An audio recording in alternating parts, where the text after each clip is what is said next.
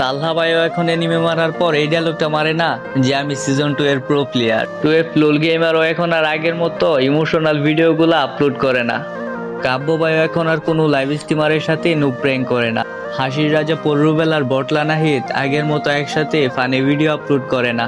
জুয়েল দা noob gamer এখন আর আগের মতো গেমের আননোন ফ্যাক্টস গুলো খুঁজে পায় না। গেম ছেড়ে চলে গেছেন বাংলাদেশের ওল্ড লিজেন্ড নাইম আলম। জান্নাত গেমিংও এখন আর আগের মতো লাইভ স্ট্রিমিং করে না। রোস্টেড গেমিং এখন আর যারা আপুর সাথে প্র্যাঙ্ক ভিডিও করে না। ইন্ডিয়ার সেই ছোট ছোট বাচ্চারা এখন আর গ্রুপে এসে বলে না ভাই মুঝে ডিজি আলো গিফট কার্ড দো। এখন আর কেউ 7 দিন অপেক্ষা করে না একটা কাস্টমের জন্য। আর ওই রাত জেগে গ্লোরিটাও কেউ পূরণ করে না। এখন আর গ্রুপে হিপহপ আসলে বলে না ভাই বিগ ফ্যান ভাই ফ্রেন্ড রিকোয়েস্ট অ্যাকসেপ্ট করো।